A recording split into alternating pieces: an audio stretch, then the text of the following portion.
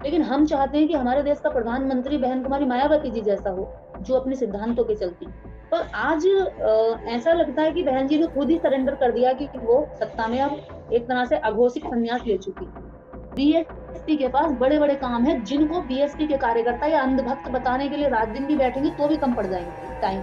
इतना ज्यादा काम बीएसपी ने किया है। हम जैसे लोग चाहते हैं कि बसपा की सरकार बने, पर बसपा खुद नहीं चाहती कि उसकी सरकार बने, तो हम क्या कर सकते हैं? ये तो वही है कि मरे हुए हाथी में अपनी सांसें डालना। हम क्या कितनी कितनी सांसें दे सकते हैं हम मरे हाथी को, आप मुझे बताइए।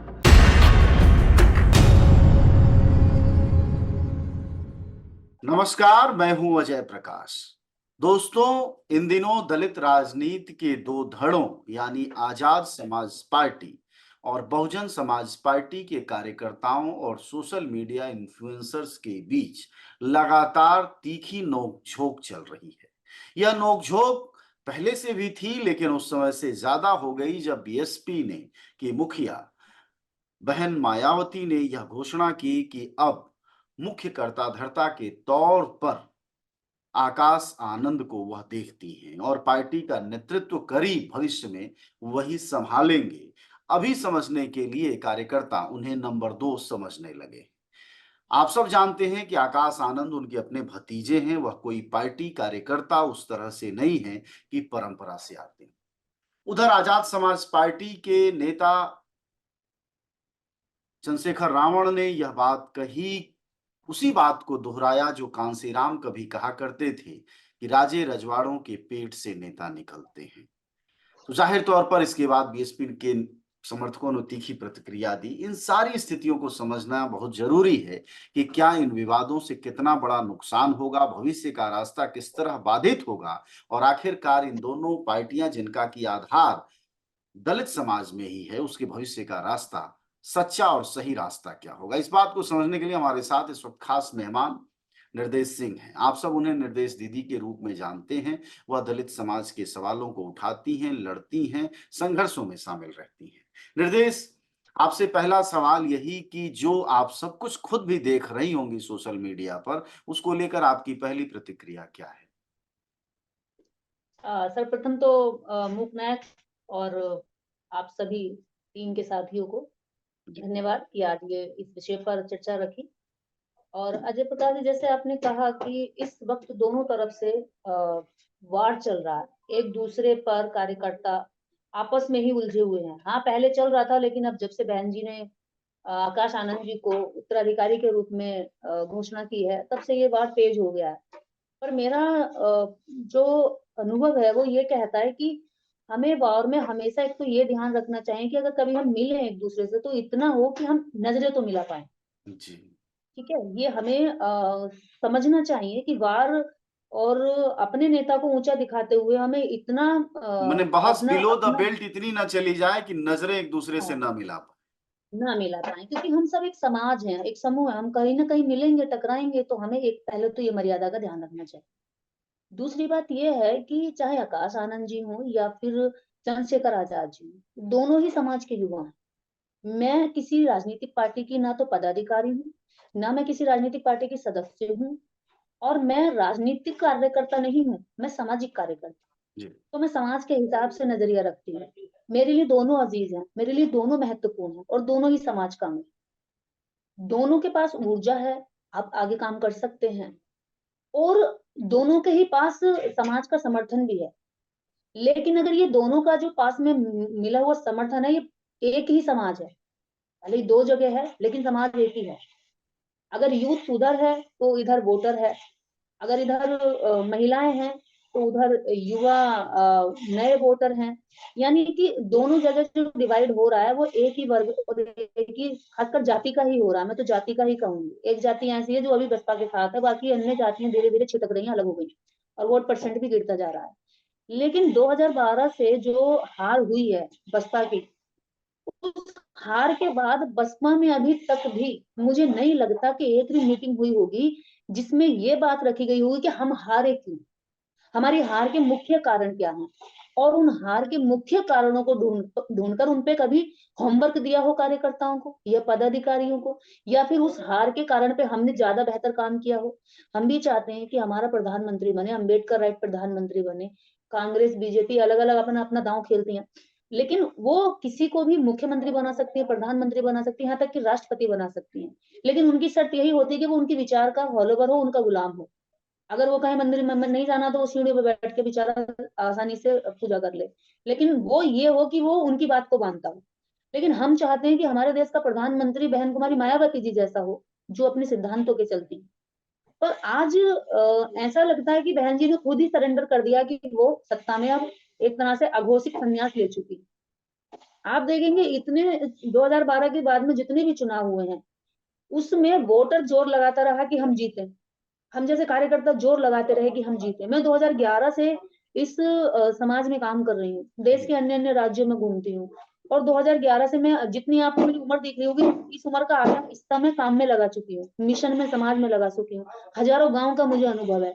और लोग हमसे पूछते हैं हर चुनाव के बाद कि अब क्या होगा, हमारी पहुंच नहीं है, क्योंकि हम तक तो समाज पहुंच सकता है ना, हमारी जो नेता उस तक नहीं पहुंच सकता, वहां तक बातें भी नहीं जाती है, लेकिन हम तक तो बातें आती हैं। हाँ हाँ, हमारे पास तो जवाब भी नहीं होता उस वक्त कि ठीक है रणनीतियां बनेंगी, अच्छे से करेंगे इस बार की तैयारी। जी लेकिन होता क्या है, हम पूरा जोर लगाते हैं जमीन से जुड़े हुए लोग, लेकिन जमीन के ऊपर जो पदाधिकारी हैं, जो वास्तव में कुछ कर सकते हैं या जो चीजों को सही तरीके से पहुंचा सकते हैं, और जिनकी रिपोर्ट के आधार पर नीचे की लोगों की स्थितियों को पता चलता है, या उनकी मनसा, उनके मन के विचारों का पता चलता है, वो चीजें वहां नहीं पहुंचती हैं। तो कहीं ना कहीं कार्यकारिणी में कुछ तो गड़बड़ है। जी और फिर उसके बाद में अगर कार्यकर्ता तक सोचने लगा, मेरे जैसी एक जो गांव देहात में घूमने वाली लड़की अगर इस बात को समझ रही है कि हम कमजोर हो रहे हैं, तो पार्टी की मुखिया को क्यों नहीं दिखाई दे रहा?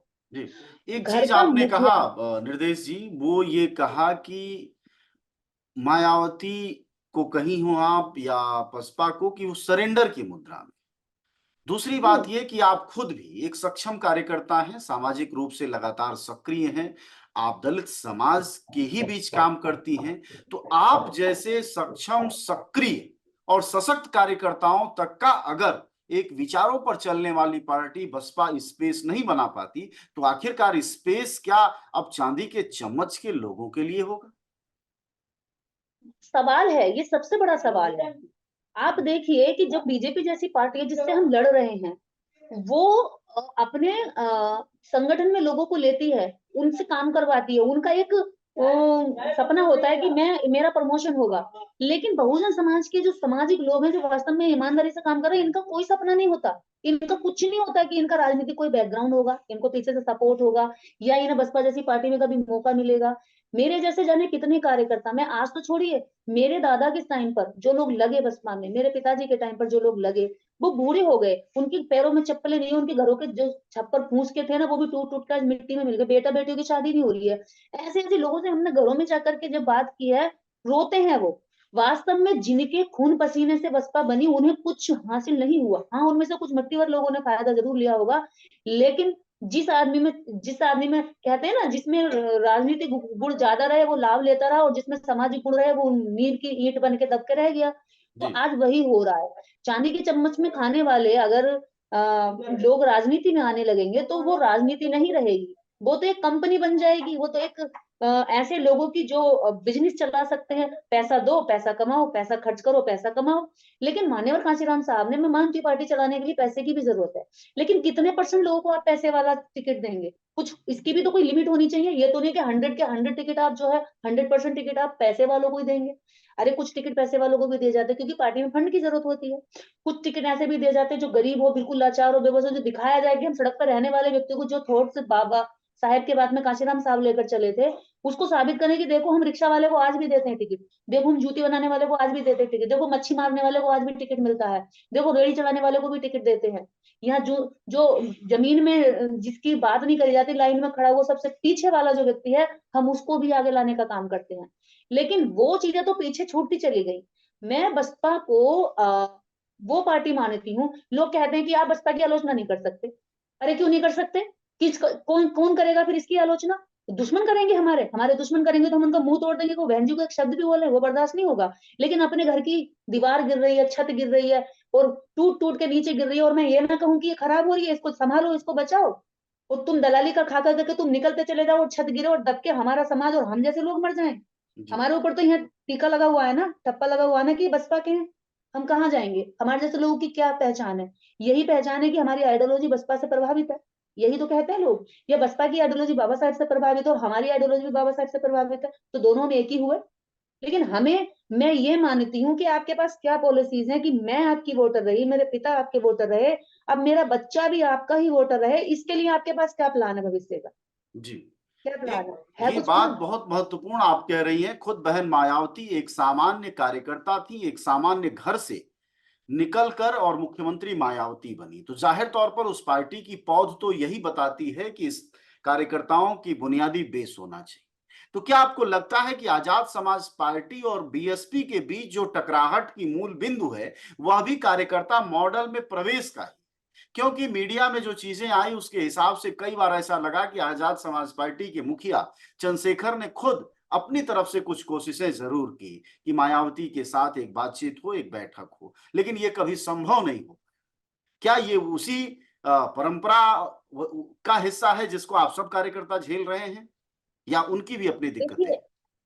जब चंद्रशेखर आजाद ने लगातार बहुत सारे इवेंट्स में कहा कि भाई मैं बहन जी की जगह उन्होंने कई जगह बुआ भी कहा कि वो मेरे हम्म, पिता की बहन जी है, तो मेरी बुआ हुई, इस नाते मैं जी, उनको रिगार्ड करता हूँ, मैं जाकर के उनके संरक्षण में काम करना चाहूंगा।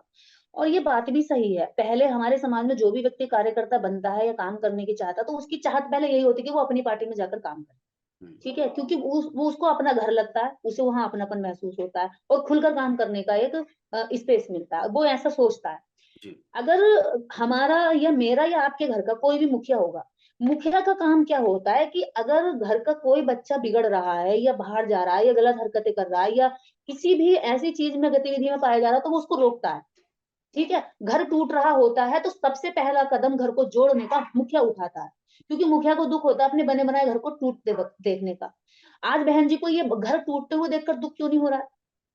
क्यों नहीं हो रहा है? अगर चंद्रशेखर आजाद जैसे लोग नेता बनते हैं, काम करते हैं, घर से निकलते हैं, तो क्यों बहन जी उसको नहीं बुलाती हैं? ये तो मुखिया की शुरुआत होनी चाहिए ना कि आप आइए और चलिए आप काम करिए, जाइए आप दूसरा राज्य ले लीजिए। जरूरी है कि तब चंद्रशेखर आजाद पूरे देश भर में घूमते?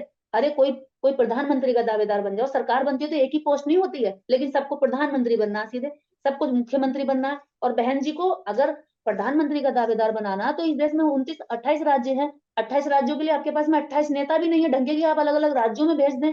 स्टार प्रचारक भी होते हैं कुछ जो पूरे देश भर में काम करते हैं। हम जैसे लोग तो ना तो हम लोग पैसे के लालची हैं, ना हम लोग पोस्ट के लालची हैं, ना हम लोग किसी संरक्षण सुरक्षा के लालची हैं, यहाँ तक कि बिना संसाधनों के भी काम करने वाले लोग हैं। ऐसे लोग रात दिन मेहनत करने को तैयार हैं, लेकिन मुखिया को दिखाई नहीं देते हैं।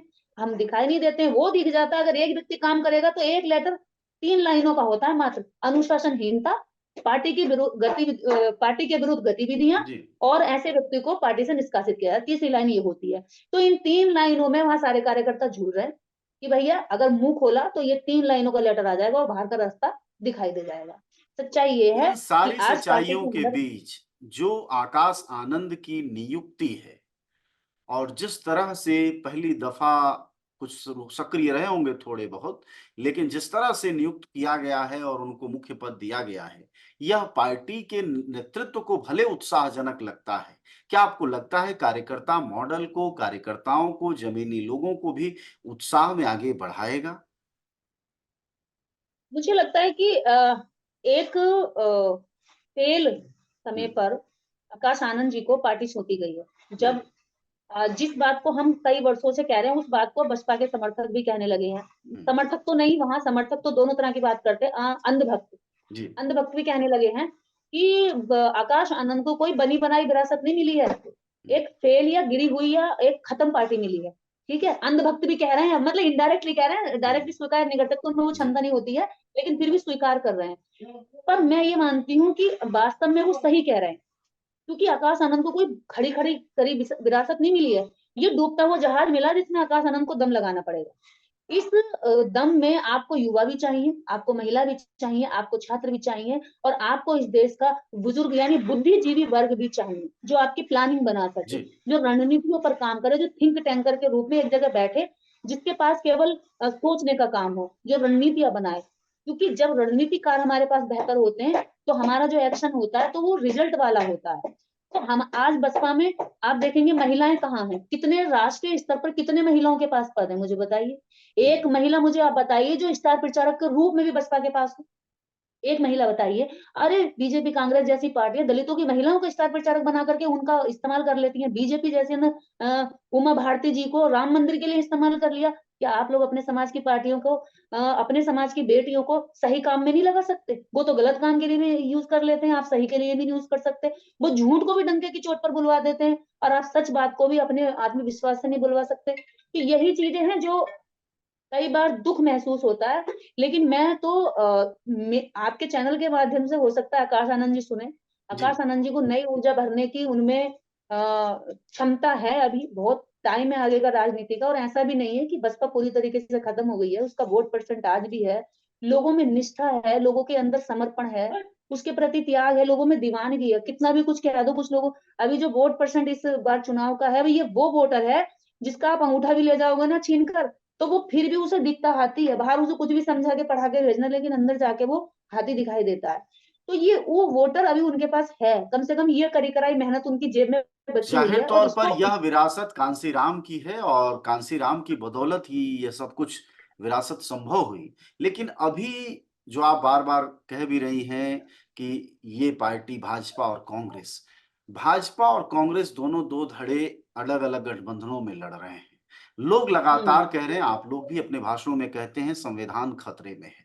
2024 का चुनाव है। अभी घंटे भर पहले आकाश आनंद का ट्वीट आया है कि वह किसी गठबंधन के साथ नहीं खड़े होंगे, भाजपा के साथ भी नहीं, कांग्रेस के साथ भी। आपको नहीं लगता कि इस क्रूशियल वक्त में विपक्षी एकता के साथ एक सजग नेतृत्वकर्ता के रूप में आकाश आनंद को पहल लेनी चाहिए, बहन मायावती को मनाना चाहिए?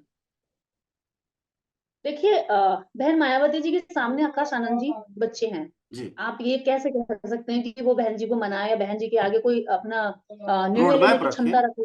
जी। हाँ, वो देखिए, रोड मैप बहन जी के पास है, आकाश आनंद जी को उस पर चलना पड़ेगा। नहीं चलेंगे तो हो सकता है उनके लिए भी 3 शब्द का आ जाए कुछ पीछे से लिख करके, लेकिन मुझे नहीं लगता कि आकाश आनंद जी ये स्टेप उठाएंगे कि वो बहन जी के खिलाफ जाएंगे, क्योंकि बहन जी ही रणनीतिकार रहेंगी वहां पर। और सिंगल सिंगल पर्सन का ब्रेन रहेगा तो कहीं ना कहीं हम मार खाएंगे। जहां लोग, हम जिन दुश्मनों से हम लड़ रहे हैं, वो हजारों ब्रेन को इकट्ठा करके फिर एक निचोड़ निकालते हैं। लेकिन हमारे यहाँ पर सबको बहिष्कृत करके, छोड़ करके, पीछे रख करके उस पार्टी में सबसे ज्यादा आलोचना बुद्धिमान लोगों की जाती है। यहाँ पर ये 20 लोग भी ऐसे नहीं है पार्टी के पास में जो रात दिन ये सोचते हो या फिर कैडर करते हो, बुद्धिजीवी तरीके से लिखते हो। लेखक हमारी पार्टी के पास नहीं है जो आने वाले हो। जी। ऐसे कार्यकर्ता नहीं है कि जो पार्टी ने काम किए, बड़े बड़े काम किए हैं, लेकिन उन कामों को कोई बताने वाला नहीं है। आप ये देखिए पार्टी के अंदर कितनी ज्यादा कंगाली पड़ गई है। ये जो चीख चिल्ला रहे हैं चंद्रशेखर जी के खिलाफ या आपस में जो चिल्ला रहे हैं, मैं ये मानती हूँ कि एएसपी के पास कोई काम नहीं है अभी, क्योंकि वो सत्ता में नहीं आई। लेकिन बीएसपी के पास बड़े बड़े काम है, जिनको बीएसपी के कार्यकर्ता या अंधभक्त बताने के लिए रात दिन भी बैठेंगे तो भी कम पड़ जाएंगे टाइम। इतना ज्यादा काम बीएसपी ने किया है, और जिन कामों को आगे आगे कंटिन्यू रखने के लिए हम जैसे लोग चाहते हैं कि बसपा की सरकार बने, पर बसपा खुद नहीं चाहती कि उसकी सरकार बने, तो हम क्या कर सकते हैं? ये तो वही है कि मरे हुए हाथी में अपनी सांसें डालना। हम क्या, कितनी कितनी सांसें दे सकते हैं हम मरे हाथी को, आप मुझे बताइए। दूसरा चीज ये है कि बहन जी को अगर पॉलिटिकल तरीके से देखा जाए तो हम कोई वो नहीं है कि हम बहन जी से ज्यादा राजनीतिज्ञ हैं। उन्होंने सत्ता चलाई है, उन्होंने लोगों का सहन भी किया, लोगों के बुरे कमेंट भी झेले हैं, जीवन में बहुत कुछ देखा है। उन्होंने सड़क से निकली, वो भी कोई राजा रजवाड़े की बेटी नहीं है, बिल्कुल। वो कोई बहुत बड़े नेता घराने की बेटी नहीं है, एक आम लड़की रही है और सड़क पे चल के संघर्ष किया, लोगों से गालियां, आलोचना, सब कुछ झेला है।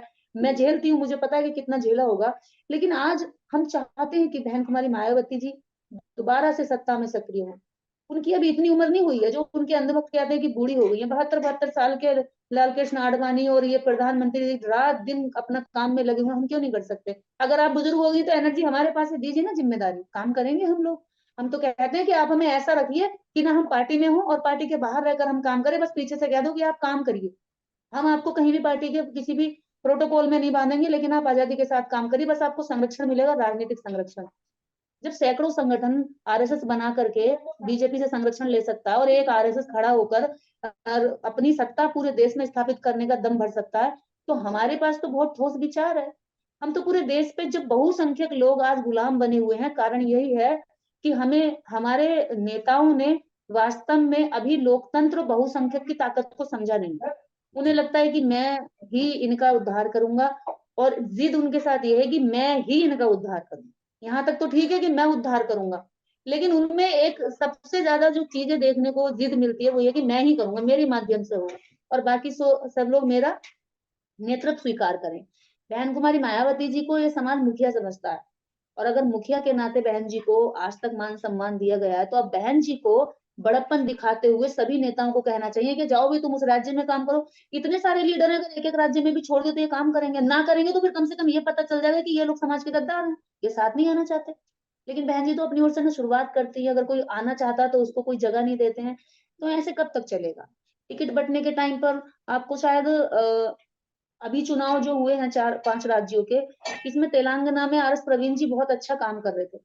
उन्होंने पिछले 1 साल से वो घर नहीं गए। वो इतनी मेहनत की कि वो उन्होंने करोड़ों रुपया लगाया, फंड लिया, लोगों से मांगा, लोगों ने दिया, कार्यकर्ताओं ने काम किया, लेकिन टिकट बांटने पे उनकी नहीं चली।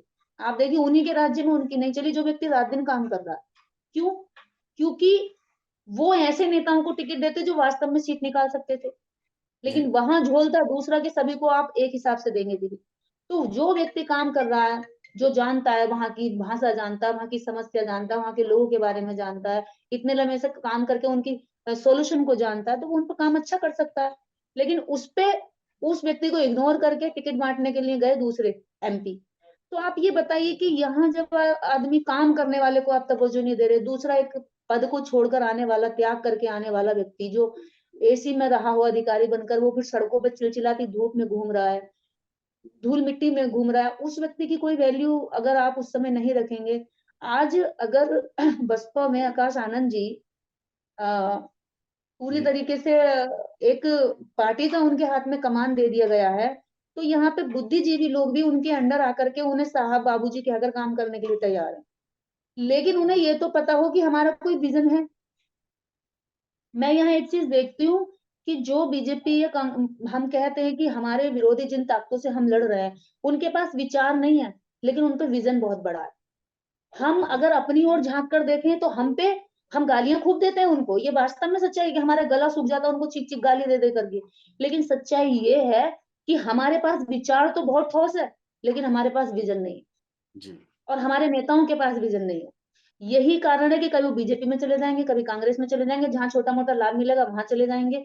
वो लोग राजनीतिक आलोचना कर सकते हैं, लेकिन अपनी सामाजिक आलोचना करते ही धरे पकड़े जाएंगे।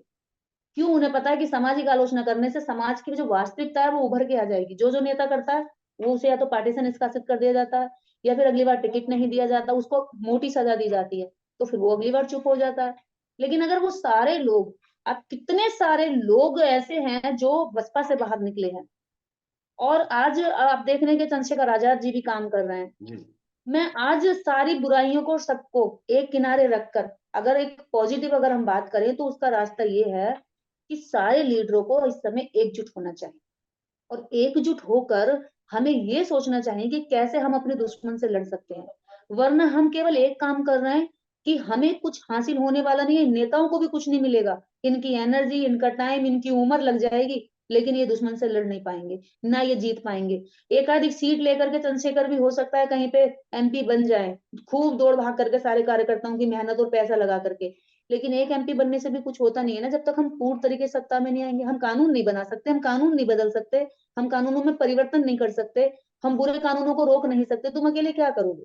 जी इसलिए सत्ता में आने के लिए सामूहिकता जरूरी है, और सामूहिकता के लिए एक दूसरे के प्रति नेताओं में ऐसा व्यवहार होना चाहिए कि हम समाज के हित में मुद्दों के आधार पर एक जगह बैठे, चर्चा करें। ये नेता कभी नहीं मिलते, कभी इनकी आपस में चाय पर कभी मुलाकात नहीं होती। वो किसी भी पार्टी में रहे, उनके पास एक संगठन है, अगर ये नेता इधर उधर भाग रहा होगा तो उसको लाएंगे, पकड़ के बिठाएंगे, खिलाएंगे पिलाएंगे, गले मिलाएंगे और लड़ाई झगड़े खत्म करवा देते हैं। यहाँ हमारे पास तो कोई ऐसा संगठन ही नहीं है जिसके साथ ये हो कि वो विश्वास कर सके। ये नेता कहेगा जी मैं तुझसे बड़ा हूँ, दूसरा कहेगा तू बड़ा कैसे, मैं तुझसे बड़ा हूँ। तो सब अपने अपने स्वघोषित ताज पहन के खड़े हैं, बड़ा बड़ा, कि मेरा ज्यादा बड़ा है ताज और तुम मेरे सामने कुछ नहीं हो। अब जरूरत है समाज को आरएसएस जैसे किसी संगठन को बनाने की, जिसमें नेताओं को भी तैयार किया जाए, रूठे हुए नेताओं को मनाया जाए, बिगड़ैल बालकों को सुधारा जाए, भागे हुए बालकों को घर में वापस लाया जाए। तो ऐसा कुछ मुखिया होना चाहिए समाज का। उसके लिए दम भरना पड़ेगा समाज के बुद्धिजीवी लोगों को आगे आकर के।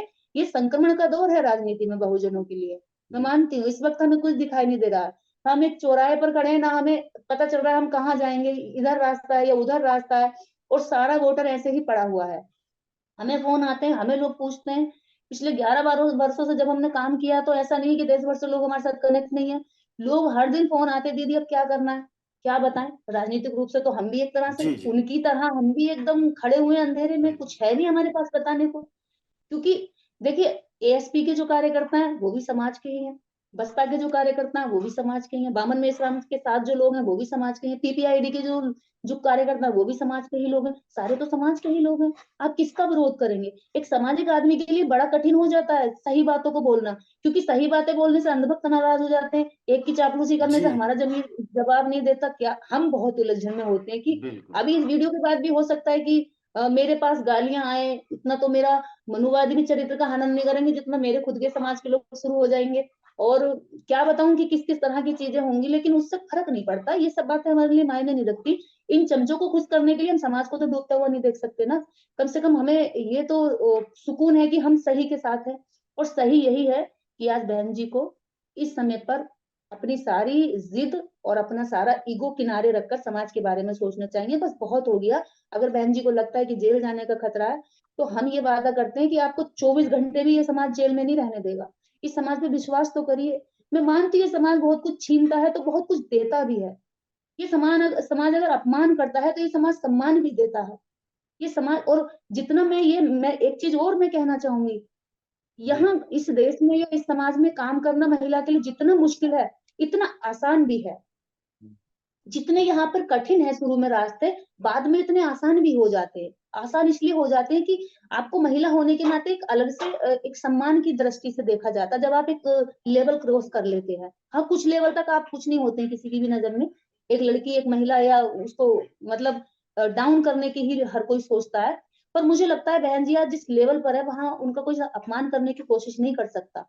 आज अगर बड़ी बड़ी पार्टियां, राष्ट्रीय स्तर की तीसरे नंबर की दलितों की पार्टी, वो दलितों की पार्टी जिनको कहा गया कि अरे चूड़े के चमार के तुम तो हमारी गुलामी करने के लिए, साला झूठन खाने के लिए हमारे दरवाजे पर खड़े थे, जाओ हमारा गोबर उठा के आओ, फिर जाकर रोटी खाना या नहाना धोने की तुम्हें जरूरत नहीं, तुम्हें तो फिर गटर नहीं उतरना है, तुम्हें क्या करना है नहा करके। तो ऐसे लोगों ने अपनी सत्ता स्थापित करी। ऐसे लोगों को इकट्ठा करके काशीराम साहब ने कहा कि रजवाड़ों और राजों के घरों से राजनीति नहीं निकलेगी, या धन्ना सेठों के घरों से नेता नहीं निकलेंगे, जूती काटने वाला भी नेता बनेगा, जी जो सड़क पर रेडी चला रहा है वो भी एमपी बनेगा, और बना के भी दिखाया उन्होंने। आज तो सत्ता के अंदर जाने की तो बात छोड़िए, आज पार्टी के अंदर पदाधिकारी और कार्यकर्ता भी वो बनाए जाते हैं जो पहले पैसा देते हैं। कितने कार्यकर्ता, कितने पदाधिकारी ऐसे हैं, मंडल प्रभारी वो बनाए जाते हैं, उनकी एक फीस होती है। और मानते हैं फीस जरूरी है कि क्योंकि पार्टी को फंड चाहिए, मैं इसकी वो नहीं कर रही हूँ, क्योंकि सत्ता में आपको हर चीज की जरूरत पड़ेगी, आपको पैसे की भी जरूरत पड़ेगी, मास की भी जरूरत पड़ेगी, ब्रेन की भी जरूरत पड़ेगी, रणनीतियों की भी जरूरत पड़ेगी। जी लेकिन इन सारी चीजों में सिर्फ एक ही चीज की आज नीड क्यों है बसपा को? मात्र एक ही चीज चाहिए, ना ब्रेन चाहिए, ना हम जैसा मास चाहिए, ना यू, न काम करने के लिए जो लोग बहुत सारी तरीके से अपनी एनर्जी लगा सकते हैं, ना वो एनर्जी चाहिए। और ना ही आपको इस समाज में ईमानदारी से काम करने वाले लोगों की सोच, विचार, समीक्षा, और जो कहते हैं ना हारने के बाद में आलोचना होती है, ना वो चाहिए। आपको सिर्फ एक ही चीज चाहिए और ये नहीं मिले तो उसको भगा देते हैं।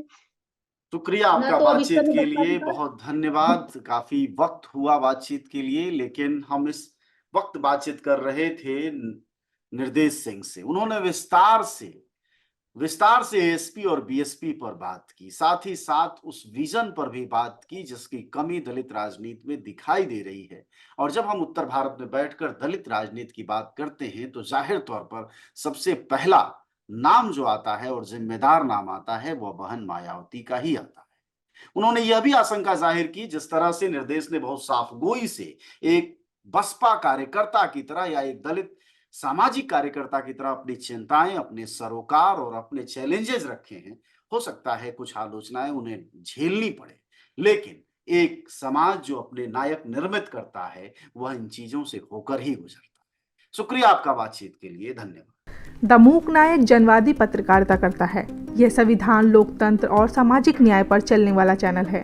अगर आप भी चाहते हैं द मूक नायक हमेशा हाशिए पर खड़े लोगों की आवाज़ बुलंद करता रहे, बेजुबानों की पीड़ा दिखाता रहे, तो सपोर्ट कीजिए। सपोर्ट करने वाला लिंक आपको स्क्रीन पर दिखाई दे रहा होगा। साथ ही डिस्क्रिप्शन में जाकर भी आपको ये लिंक मिलेगा, जहाँ पर जाकर आप हमें सपोर्ट कर सकते हैं और हमारे काम को आगे बढ़ा सकते हैं।